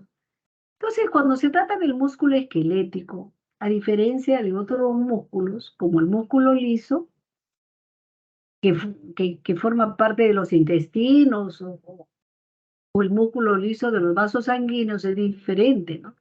Pero aquí el músculo esquelético, que puede ser el cuádriceps o bíceps, necesariamente tiene que relajarse después de cada contracción muscular, si no se agota, ¿no? Porque no se puede consumir pues grandes cantidades de ATP, ¿no? Entonces, después, durante la fase, durante las etapas de relajación muscular, entonces se bombea el ion calcio al retículo sarcoplásmico, ¿no? Obviamente ya los enlaces cruzados, ¿no? Se suspenden, ¿no? Entonces ya se suspende la interacción entre la actina y la miosina, ¿no? Y el calcio vuelve pues al retículo sarcoplásmico, ¿no? Obviamente proveniente de la troponina que ya dejó, ¿no? Eh, dejó de estar activada, ¿no? Porque ya estamos en la fase de relajación, ¿no? Entonces, el calcio regresa al retículo sarcoplásmico. Y acá está lo que yo les decía, que la electromografía es un examen que lo realizan pues, los médicos y utilizando un aparato que se llama el electromiógrafo, ¿no? Eh, Esta electromiografía sirve para ver los potenciales. ¿Se acuerdan que les dije que se podían ver los potenciales? Acá están los potenciales, por ejemplo, si uno coloca un electrodo, es un electrodo muy pequeñito, de la forma de una aguja, pero en realidad es un electrodo hecho de teflón, alumnos. Es un alambrecito, pero muy delgadito y recubierto por teflón, de tal manera que cuando ingresa al músculo no produce dolor realmente, ¿no? No hay mayor molestia, ¿no? Entonces, el paciente tiene que estar bien relajado. Por ejemplo, yo introduzco ese electrodo tipo aguja dentro del músculo bíceps. Entonces, esto es lo que se ve. La máquina registra, estos son los potenciales de unidad motora. La máquina registra los potenciales de unidad motora, que muchas veces pueden medir si esto mide 500, este puede ser de 1, por ejemplo, a 2 milivoltios, ¿no? Entonces, esto no solamente se ve, sino que se escucha cuando el músculo comienza a moverse, es clarísimo, hay un ruido especial, ¿no? Por supuesto, es un ruido magnificado que la máquina lo detecta. Entonces, acá están las unidades motoras que les había dicho, ¿no? Y el asunto es que cuando el músculo está en perfecto estado y ustedes contraen, se ven las unidades motoras. Pero si este es el músculo bíceps, alumnos, y por ejemplo, he tenido la oportunidad de ver muchas porque hay mucho asalto, entonces, ¿qué pasa? Se puede lesionar el nervio músculo cutáneo que inerva el bíceps. A veces los asaltos son salvajes y comienzan, ¿no? Sobre, ¿no? Sobre el músculo, sobre la zona que justamente da al nervio músculo cutáneo, entonces el nervio músculo cutáneo queda cortado. Y yo les pregunto, si el nervio músculo cutáneo se corta totalmente, ¿ustedes creen que va a haber estos potenciales? Cuando se contrae el músculo y el músculo ya queda sin capacidad de contraerse, esto va a desaparecer, ¿no? Los neurofisiólogos dicen silencio de reposo porque ya no se ve nada, pues. Pero, pero es que la madre naturaleza es, pero fabulosa. Después que se corta el nervio, al tercer día, a las 36 o 48 horas, comienza a degenerar toda la parte distal, ¿no? Del nervio. O sea, todo el segmento distal, ¿no? Comienza a degenerar, eso es lo que se llama la degeneración valeriana. Y aproximadamente a las 2 semanas que se inicia la degeneración valeriana, ¿no? Entonces desaparecen las unidades motoras, pero aparecen lo que se llama las fibrilaciones y las ondas positivas. ¿Qué son las fibrilaciones? Son unos potenciales muy pequeñitos que se parecen mucho a los potenciales de placa. ¿Se acuerdan que les dije que los potenciales de placa medían 50 microvoltios? Pues bien, las fibrilaciones y las ondas positivas también miden aproximadamente 50 microvoltios. Entonces, a la máquina se la adapta, se le aumenta la sensibilidad y la máquina es capaz de registrar las fibrilaciones y las ondas positivas cuando este músculo está totalmente desnervado, porque estos potenciales se llaman potenciales de músculo desnervado o potenciales de denervación, aparecen de manera espontánea después que ocurre una lesión nerviosa, después que ha sido seccionado un nervio periférico. Eso se llama músculo desnervado. Si el paciente pregunta, doctora, ¿y me voy a recuperar, estoy paralizado, no puedo trabajar con el cuádriceps, ¿no? Perdón, mi bíceps, el músculo bíceps no trabaja.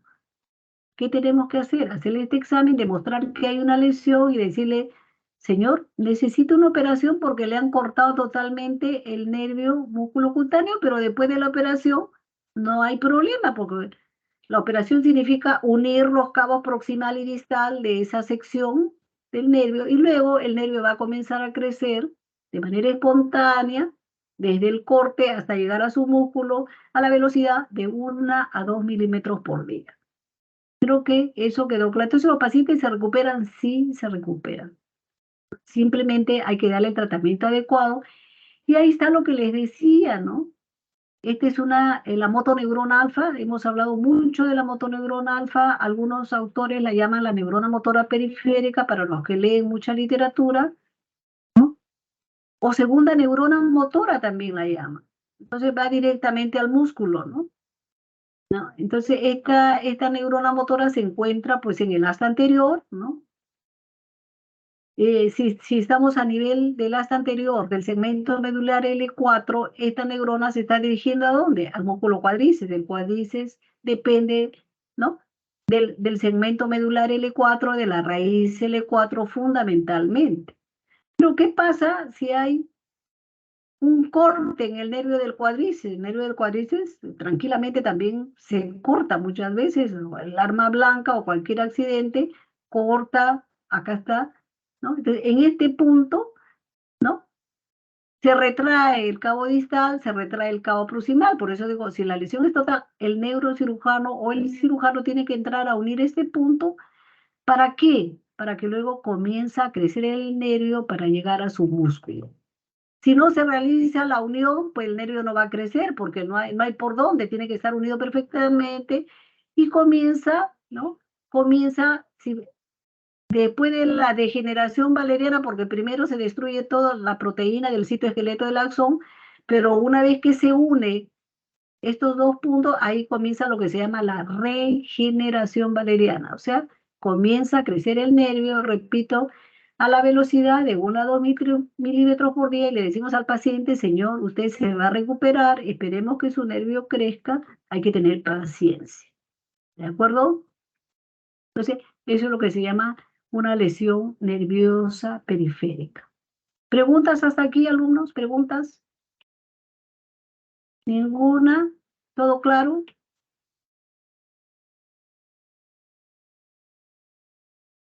Durante muchísimos años no se había descubierto esta proteína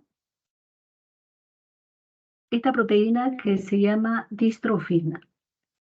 Yo ya tengo muchos años, por supuesto, en la actividad médica y aproximadamente hace unos 25 años yo veía a estos pacientes que tenían distrofia muscular progresiva. Y eran niños que tenían 10 años, yo los veía 10 años, a los 15 años morían inexorablemente. ¿Y por qué morían? Porque se atrofiaba todo el músculo. esta atrofia incluso producía un gran componente inflamatorio, ¿no? Han pasado los años y han habido muchos descubrimientos, y uno de los grandes descubrimientos ha sido descubrir que estos niños hacían la enfermedad. ¿Por qué? Porque no tenían esta proteína. No existía esta distrofina. En honor a estos muchachos es que se les dio el nombre de distrofina. Entonces, esta proteína es un sistema de anclaje, que usted está viendo acá, la actina la unen fuertemente a este sarcolema, que es la cubierta del músculo, la membrana del músculo. Tiene que estar presente, tiene que estar anclada esta proteína. Por supuesto que la actina, una vez que se ancla, esto se está también, recuerden que la actina está en perfecta unión con la miosina, con la tropomiosina, ¿no? Entonces, tiene que haber este perfecto anclaje. Si no hay este anclaje, ¿qué va a pasar? Si no hay este anclaje, se va a destruir toda la fibra muscular. Y no solamente eso, sino que la destrucción de una fibra muscular va a producir tanta inflamación que va a destruir una, la otra, pero va a ser una destrucción en cascada. Los muchachos morían a los 15 años. Yo he visto morirse a los niños a los 15 años. Después que se descubre la presencia de esta distrofina, se da un salto tremendo en los descubrimientos y comienzan a describir una serie de proteínas. Y entonces esta distrofina se descubrió que estaba unida a este complejo que se le llama el complejo sarcoglucano. Acá está, con 3 unidades, alfa, beta y gamma, como estamos viendo acá. Y este es el complejo distroglucano con 2 unidades, alfa y beta. Todo eso está perfectamente, este es como un paquete unida a esta otra proteína que se llama la laminina, ¿no? Y esto le da una estabilidad bárbara a toda la fibra muscular, ¿no? Entonces, esto es lo que se llama el complejo distrofina, ¿no? Glucoproteína, ¿no? La laminina es una proteína, ¿no?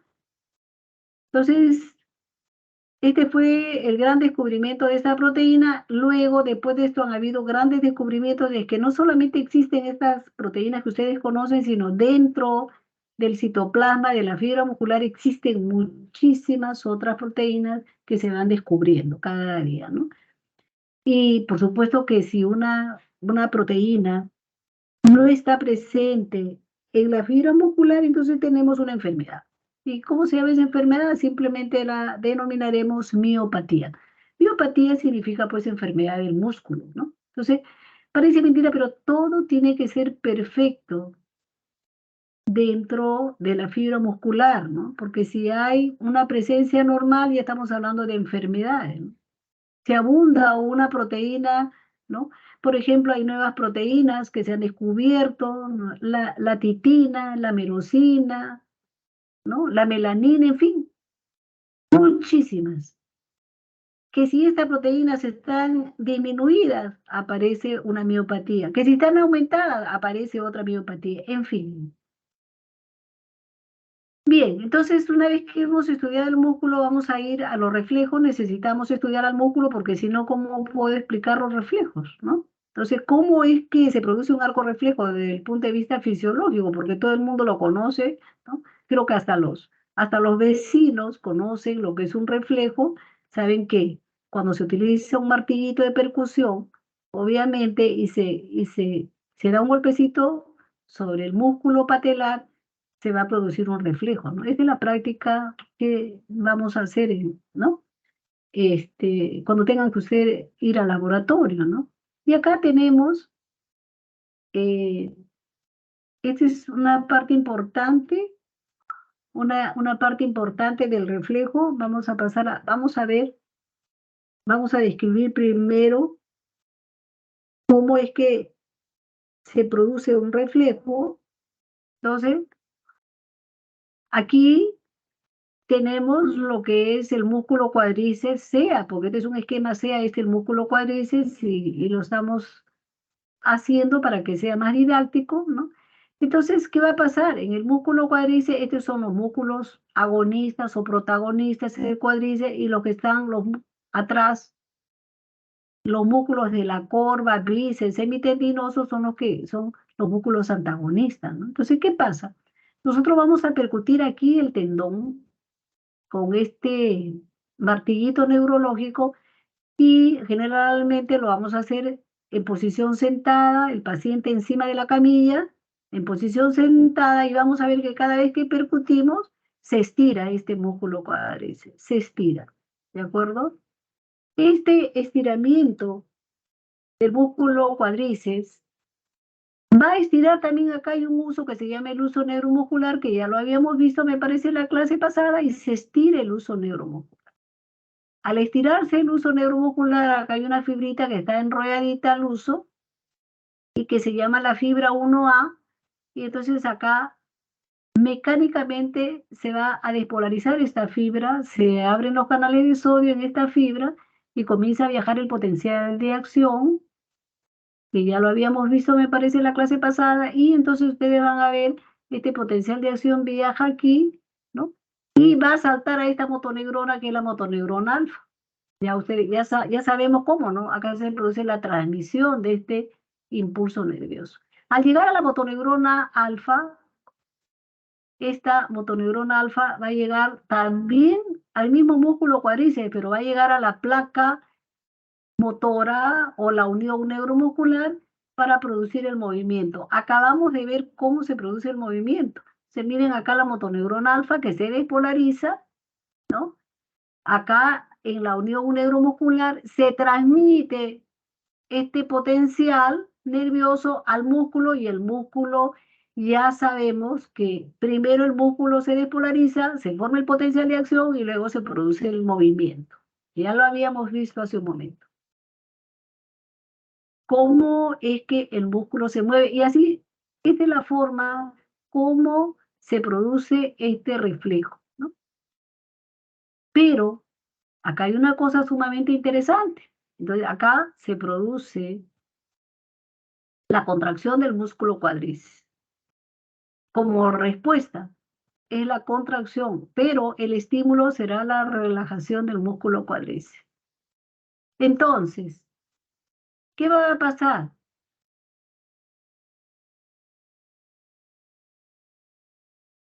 Ustedes están viendo acá esta neurona en negrita. Esta neurona se llama bueno, los autores la llaman la interneurona de Renshaw.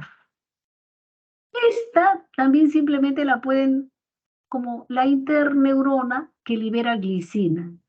¿Se acuerdan que les mencioné que la glicina es un neurotransmisor inhibitorio? ¿Por qué? Esta glicina va a actuar acá hay una sinapsis, va a actuar sobre esta motoneurona alfa, pero ¿qué hace la glicina?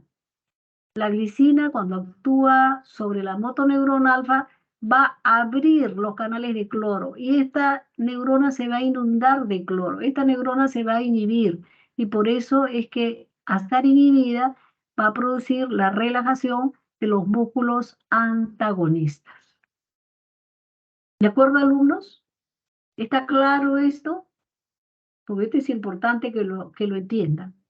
¿Sí? ¿Alguna duda, Franco? Franco es el único que me contesta, porque no hay, sí, pues. ¿Está claro, Franco? Creo que se La fue verdad me Franco. perdí, doctora. Está bien, profesor, está bien. Ya perdón, te has perdido. Entonces voy a volverlo a repetir, ¿no es cierto? Bien, de nuevo entonces, vamos a ver, entonces, repito, venimos con un martillito. Para la próxima clase vamos a volver a repetir esto, ¿ya? Porque hay otra forma también de analizar este reflejo, ¿ya? Pero ahora lo vamos a hacer de manera esquemática. Entonces, llega el martillito acá de percusión. Imagínate que tú estás sentado encima de una camilla, sentado, ¿de acuerdo? Imagínate sentado, tu rodilla doblada, por supuesto.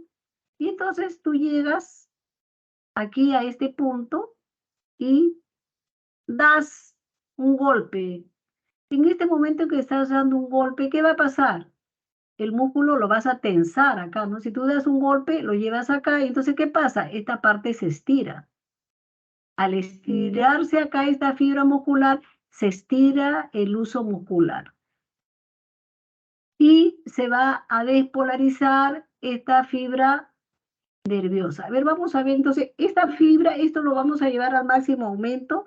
A ver, Franco, acá está. Esta es la microfotografía del uso neuromuscular que a mí me gusta muchísimo. Mira acá. Este es el uso, pero al máximo aumento. Mira cómo tiene acá este paquete, este conjunto de núcleos, ¿ya? Y dijimos que acá, y acá, ¿no? Acá hemos dicho que acá hay una fibrita que se enrolla, ¿ves? Acá la estás viendo enrolladita. Y esta es la fibra 1A.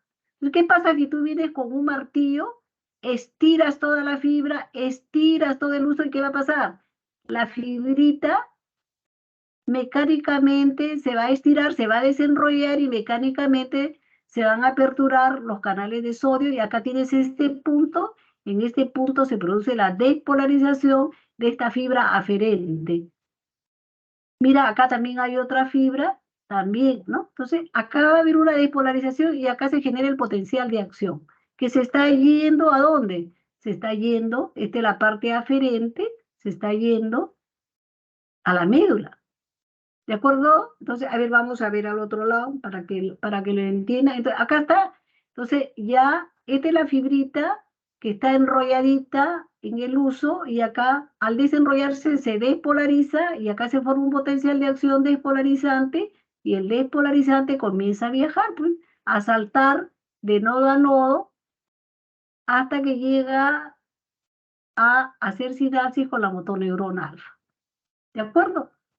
Al llegar con la motoneurona alfa, sigue viajando este potencial de acción y va a llegar a la placa motora, a la unión neuromuscular. Y aquí, en este punto, obviamente, la fibra muscular se va a despolarizar, va a formar su potencial de acción, ¿no es cierto? Primero se forma el potencial de acción, que justamente hoy día lo hemos explicado, y después del potencial de acción se produce la contracción muscular. Así es como se contrae el músculo cuádriceps. ¿Ahora está más claro, Franco? Sí, doctora. Gracias. Ahora sí está más claro, ¿no? ¿De acuerdo? Entonces, ya se produjo la contracción. Esta motoneurona alfa, por supuesto, aquí también hay acetilcolina, aquí ¿no? Obviamente, esta neurona de aquí, esta neurona produce acetilcolina que está llegando acá, y también acetilcolina, porque también acá hay acetilcolina en la unión neuromuscular. ¿De acuerdo? Entonces, sí, pero se produce la contracción del músculo agonista del cuádriceps, sí, pero no olvidar que justo cuando tú estás golpeando con el martillito, se dispara esta fibra, el potencial de acción, pero fíjate que acá hay una sinapsis. Es que hemos dicho que la sinapsis se forma en cualquier momento. Acá hay una sinapsis que también va a llegar a esta neurona que es inhibitoria porque produce glicina. Entonces, al mismo tiempo que se dispara esto, una llega acá a la motoneurona agonista, porque va a ir sobre el músculo agonista, y al mismo tiempo está llegando otra sinapsis a esta interneurona que sintetiza glicina, y como sintetiza glicina, entonces aquí apertura en la motoneurona alfa los canales de cloro, porque obviamente la glicina es inhibitoria, entonces esta neurona se llena de cloro, se inhibe, y va a producir al inhibirse la relajación de los músculos antagonistas. ¿De acuerdo? Ahora sí. ¿Ya está más claro? Bien. Entonces, vamos a ir al anterior para que vean bien cómo es el uso neuromuscular. Entonces, miren acá qué interesante lo que le decía, cómo la percusión con el martillo, ¿no? Cómo produce la despolarización de esta fibra que se llama la fibra 1A, ¿no? O sea, acá está 1A, esta es la fibra 1A. Pero este esquema me encanta muchísimo. ¿Por qué? Porque es de la fibra 1A, pero, esta se está yendo a la médula espinal. Pero no olvidar que acá me gusta mucho esto que se llama eferente gamma. ¿Por qué? Porque hay una neurona, una motoneurona que se llama también la motoneurona gamma, pero la motoneurona gamma, muy parecida a la alfa, porque está cerca al asa anterior, pero esta motoneurona gamma, miren cómo está llegando a los polos del uso neuromuscular. Miren, ¿por qué les menciono esta imagen? Porque vamos a hablar la próxima semana de lo que es todo el sistema gamma. El sistema gamma está formado por estas eferentes gammas. ¿De acuerdo? La eferente gamma es capaz de movilizar. Ella solita va a traccionar a este uso. Es que es muy interesante lo que vamos a ver la próxima clase. ¿De acuerdo?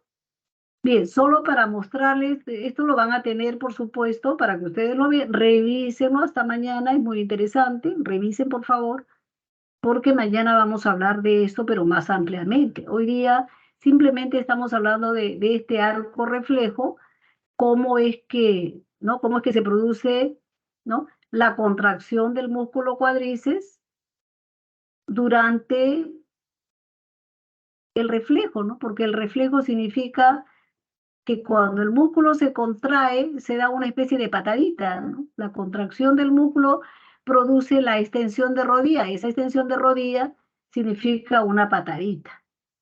¿De acuerdo?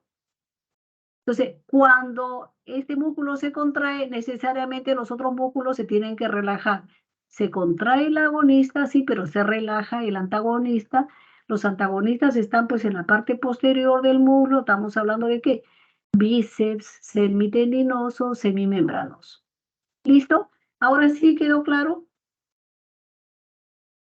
Creo que sí. Pero igual la próxima clase vamos a volver a revisar esto porque es sumamente importante lo que vamos a mencionar la próxima clase. Pero ya creo que esto ha quedado claro. Entonces, todo reflejo, por favor, todo arco reflejo, porque este es un arco reflejo, tiene una parte que se llama la parte aferente, que es esta fibra, que es la fibra 1A, que le pertenece a esta neurona, ¿no? La zona de integración, le llaman algunos autores, la zona de integración, la parte eferente que la forma pues la motoneurona alfa, ¿no? Esta es la parte eferente, la parte de salida, ¿no? Y la parte pues efectora, ¿no? Que es que vendría a ser la parte del músculo. ¿De acuerdo? El músculo que está reaccionando, que está respondiendo. Y si han entendido bien este arco reflejo, vamos a pasar. Entonces, todo tiene que ser en la justa medida, ¿no? Hay algo que se llama el reflejo miotático inverso. ¿Por qué inverso? ¿Por qué? ¿Por qué inverso? Porque cuando ustedes percuten con un martillito, ¿no? En esta zona, tiene que ser una adecuada intensidad, ni muy fuerte, ni muy despacio. Ni un estímulo muy pequeñito no va a producir respuesta, pero un estímulo muy grande sobre el tendón le va a producir dolor, absolutamente dolor, y entonces tampoco va a haber una adecuada respuesta. Todo tiene que ser en la justa medida, siempre he dicho, ¿no? Entonces, ¿qué pasa cuando el estímulo que ustedes dan en el tendón resulta que es sumamente grande, ¿no? O sea, un estímulo muy intenso, sumamente intenso, por ejemplo, ¿no? Acá podemos ver el tendón. Desde el tendón, ahí es otra parte, este es otro tendón, el superior, acá el inferior. Entonces, ¿qué pasa? ¿No? En el tendón existen lo que se llama el órgano tendinoso de Golgi, por eso está acá el órgano tendinoso. Vamos a suponer que ustedes percuten en este punto. Vamos a suponer, este es el tendón, ¿no? Entonces, ¿qué va a pasar? No solamente se va a disparar el potencial de acción que normalmente se produce de esta fibrita nerviosa que se llama, acá está la 1A, la ven más claramente, que viene del uso. Esto es lo normal, ¿no? Se dispara, ¿no? Y llega a la motoneurona alfa para producir la respuesta. Pero ¿qué pasa? Como el estímulo es tan grande, tan intenso, se va a activar este otro receptor que se llama el órgano tendinoso de Golgi. Acá está el órgano tendinoso de Golgi. Se activa este órgano tendinoso de Golgi y acá hay una fibrita que se llama la fibra 1B. Miren acá, la fibra 1B, que a su vez va a actuar de inmediato sobre una interneurona inhibitoria. La interneurona inhibitoria de inmediato va a actuar sobre la misma motoneurona alfa que tenía que producir la respuesta. Por lo tanto, entonces, al inhibirla, la misma alfa, ya no va a haber respuesta. Esto es lo que se llama el reflejo miotático inverso o reflejo frustro. No, al final no se produce la respuesta. ¿Por qué? Porque lo que sí se produce es un gran dolor cuando ustedes percuten muy intensamente, es darle prácticamente un martillazo sobre el tendón, le va a producir un gran dolor y la inhibición del reflejo. A esto se llama reflejo miotático inverso y se explica fisiológicamente de esta manera. ¿De acuerdo? ¿Preguntas, alumnos? ¿Preguntas hasta aquí? ¿Alguna pregunta? ¿Todo claro? ¿Franco?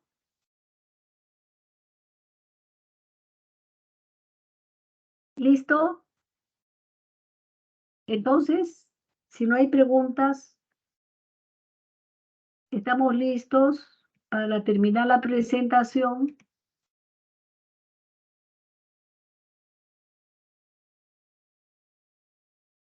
Bien, perfectamente. Entonces hemos terminado y no hay preguntas. Yo no sé si es porque es noche de Halloween o porque todo está bien clarito. Bien, ¿ya entró la delegada todavía? Creo que tiene problemas ¿no? Problemas de conducción. Sin más que hablar entonces, alumnos, si no hay preguntas, entonces nos estamos viendo mañana, por favor, a la misma hora. A las 8 de la noche nos estamos viendo el día de mañana. ¿De acuerdo?